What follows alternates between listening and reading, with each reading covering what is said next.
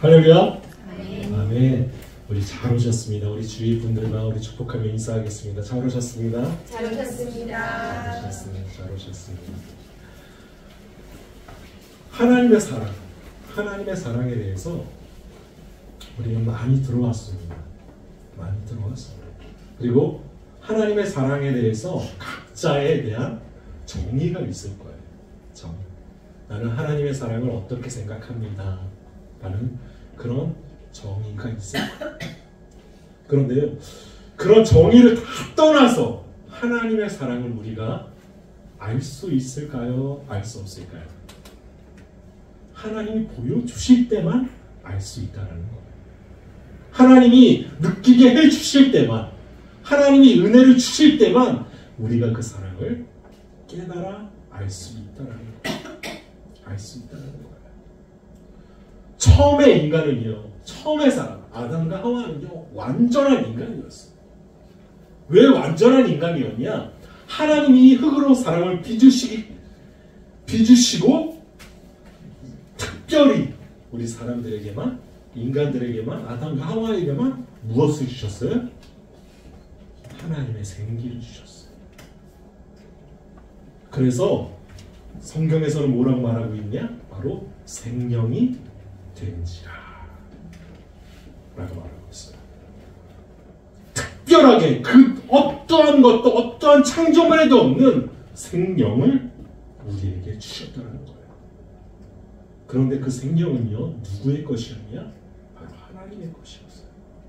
왜냐하면 하나님의 입김으로부터, 창조자의 입김으로부터 나왔기 때문에 그 어떠한 것도 누릴 수 없는, 가질 수 없는 그런 특별함이 우리 가운데 있었다는 거예요. 우리 가운데 있었어요. 그래서 처음 아담과 하와는요, 하나님의 사랑을 알 수 있었어요. 무엇으로 알 수 있었냐? 하나님이 창조하신 모든 세계를 보고 알 수 있었고, 또한 하나님이 자신들에게 주셨던 축복을 보고 알 수 있었고, 또한 날마다 생명으로 다가오시는 하나님을 알 수 있었기 때문에 하나님이 사랑이라는 사실을요, 그 누구보다도 잘 알고 있었어요.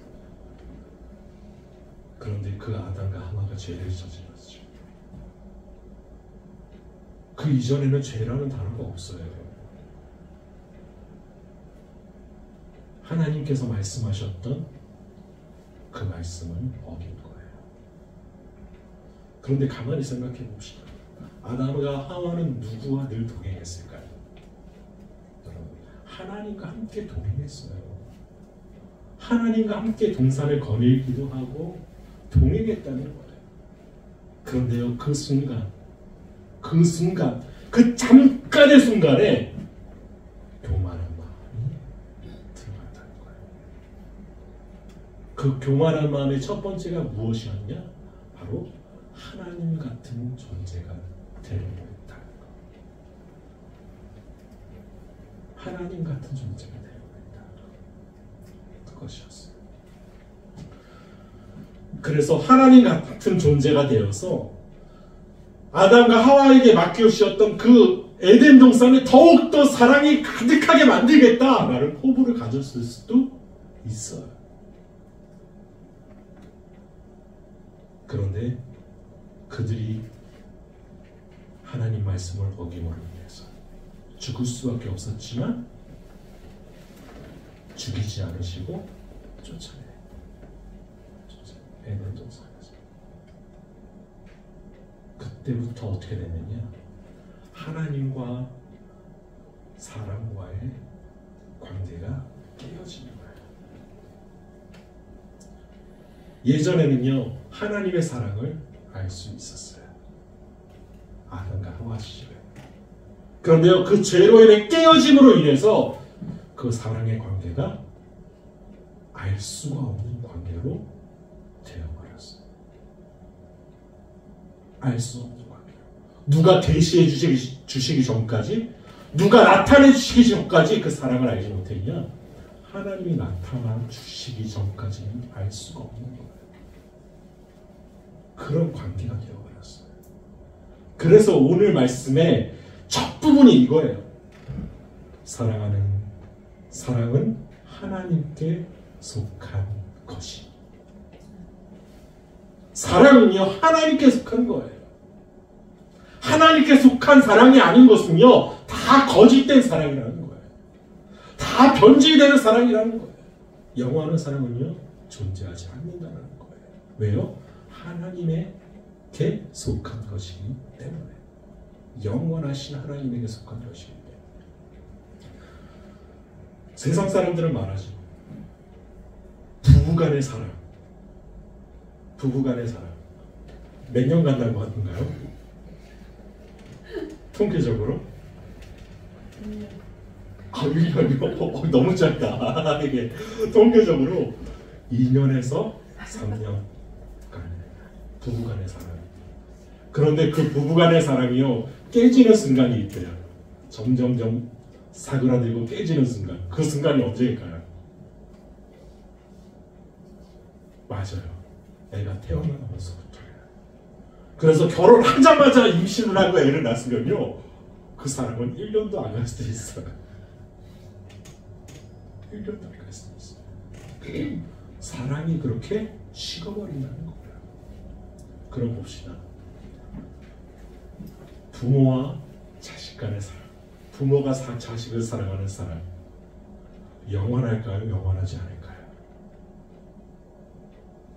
그리고 항상 넓을까요? 아니면 가끔씩은 좁을까요? 여러분 누구보다도 잘 알죠. 자식한테 다 퍼줘도요, 자식이 다 퍼주는 사랑을 하고 베푸는 사랑을 하고 다 그런 사랑을 했는데 자식이 말을 안 듣고 짜증을 부리고 사춘기가 돼서 불쑥불쑥 화를 내면 어떤 마음이 들까요?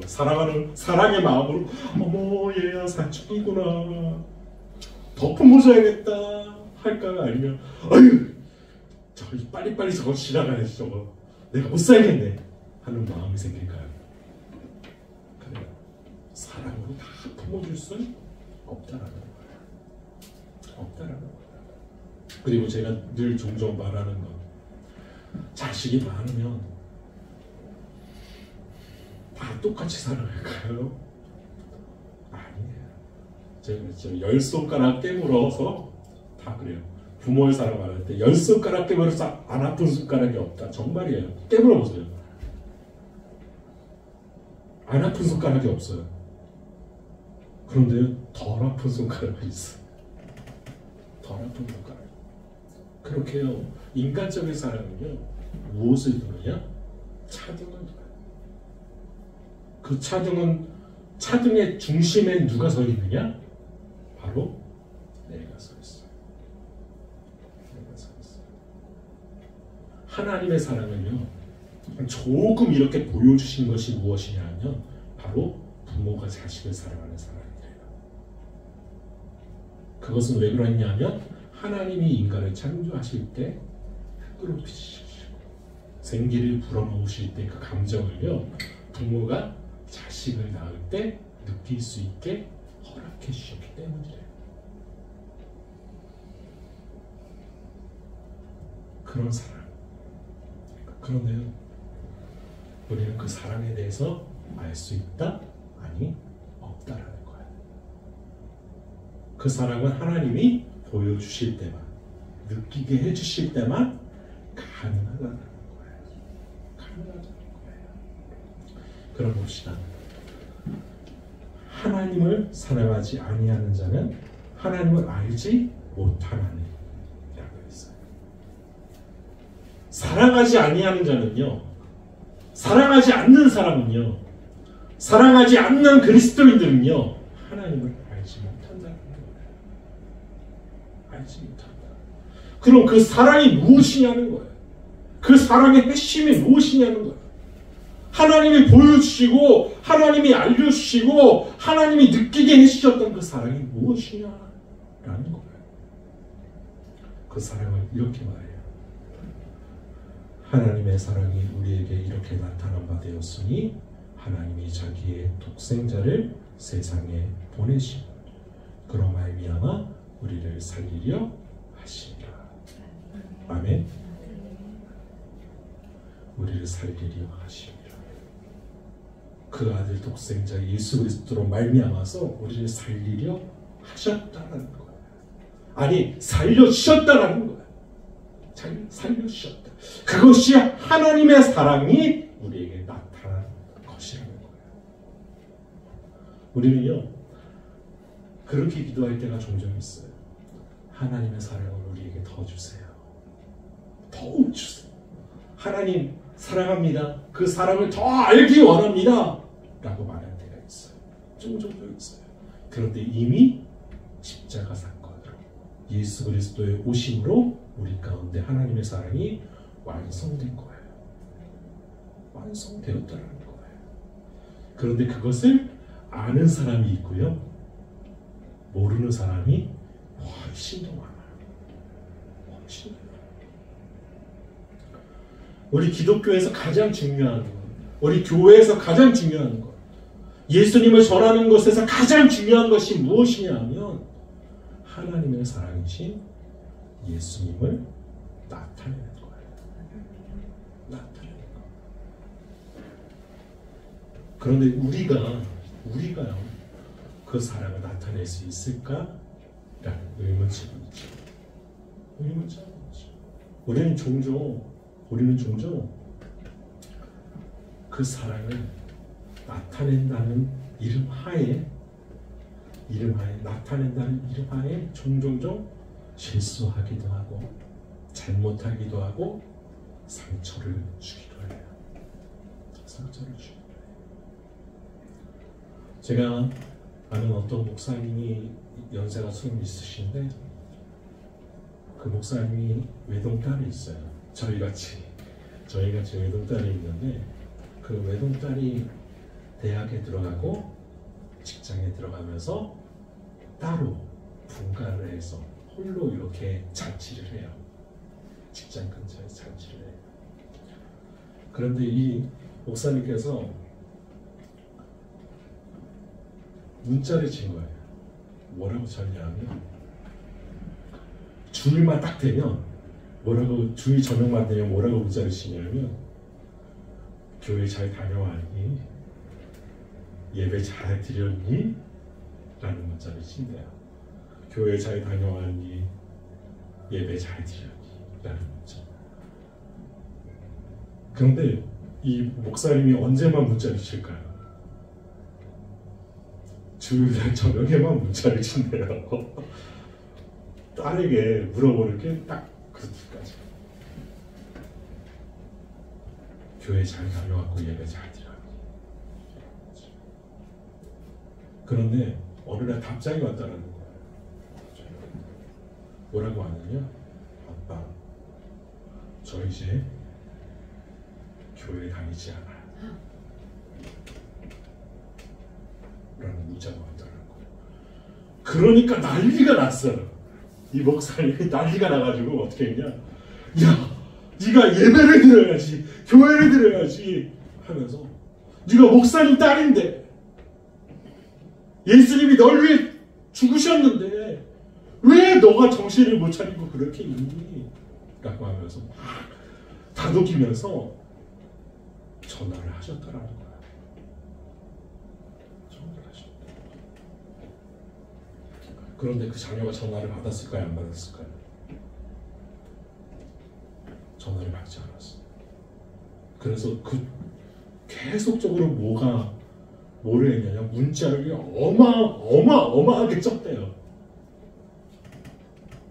그런데 이 자녀가 했던 말이 무엇이냐면 그거예요. 나는 하나님의 사랑을 받은 것은 맞지만 아빠의 사랑은 받지 못했습니다. 아빠가 나를 이해해 줄 줄 알았는데 아빠는 늘 아빠 생각만이 앞섰습니다. 그것이 아빠가 섬기는 예수님을 따르지 않는 이유가 되었습니다. 하는 문자를 받고 충격을 받았다. 충격을 받았다. 우리는 우리의 믿음을요 똑같이 자녀들이 가져가기를 원해요. 그런데 우리는요 하나님의 사랑을 보이기보다는 하나님의 사랑을 나타내기보다는 예수님의 사랑으로 그들을 안아주기보다는 어떤 쪽으로 나가느냐? 항상 홍계하고 자신의 생각대로 자녀들을 살아가길 원한다라는 거예요. 그래서요 우리나라 사람들은 우리나라 자녀들은 우리 시대 사람들은 다 어떤 것을 가지고 있느냐? 착한 아이 컴플렉스가 있대. 착한 아이 컴플렉스. 그 착한 아이가 누구에게 착한 아이일까요? 다른 사람에게는 아니에요. 오직 자기 부모님에게 착한 아이. 그래서요 부모님이 말하는 것은 다 들어야 돼요. 그리고 다 합당한 행동을 해야 된다. 그런데 의외로요 그런 사람들이요 굉장히 많이 있어요. 굉장히 많이 있어요. 우리가 자녀들에게 나타낼 것은 무엇이냐? 나의 사랑도 있지만 내가 자녀를 사랑하는 사랑도 있지만 그보다 앞서는 것, 그보다 더 폭넓은 것은요 바로 하나님의 사랑을 나눌 것인 줄 믿습니다. 우리 다 예수님 만났잖아요. 우리 다 예수님 알잖아요. 하나님의 사랑이 어떤 것인지 다 알잖아요. 그 사랑을 나누는 것을 믿습니다. 그래서 이렇게 말씀하십니다. 마지막에 사랑하는 자들아 하나님이 이같이 우리를 사랑하셨은즉 우리도 서로 사랑하는 것이 마땅하다. 하나님이 우리를 사랑하시는 것 같이 하나님이 우리를 사랑의 존재로 부르신 것 같이 또한 사랑을 나누는 존재로 우리를 창조하신 것 같이 우리도 사랑을 나누고 누리고 전하는 것이 마땅하다는 거예요.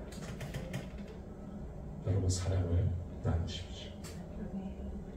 내가 받았던 하나님의 사랑, 내가 만났던 예수님, 내가 체험했던 그 기적의 순간 우리 자녀들과 나누십시오. 그리고 우리 주위의 사람들과 나누십시오. 그것이 그리스도인으로 마땅히 할 바인 줄 믿습니다. 그때 우리 가운데 사랑이 가득해질 줄 믿습니다. 그 사랑의 가득함을 누가 만들어 주시느냐? 하나님께서 만들어 주십니다. 가족의 회복을 위해서 하나님의 사랑을 나누십시오. 그리고 모든 관계 속에서 그 회복을 위해 하나님의 사랑을 나누십시오. 그때 우리의 모든 것들이 사랑으로 가득해질 줄 믿습니다. 기도하겠습니다.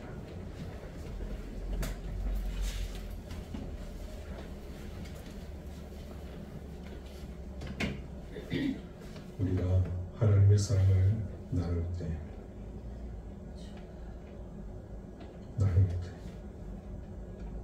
하나님께서 우리로 하여금 하나님과 이웃들을 사랑하는 사람으로 변화시킬 줄 믿습니다.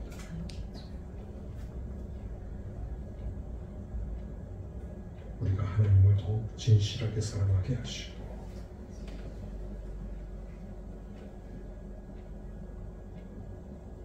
우리가 변화된 사람으로 사랑의 사람으로 세워질 수 있게 하여 주옵소서.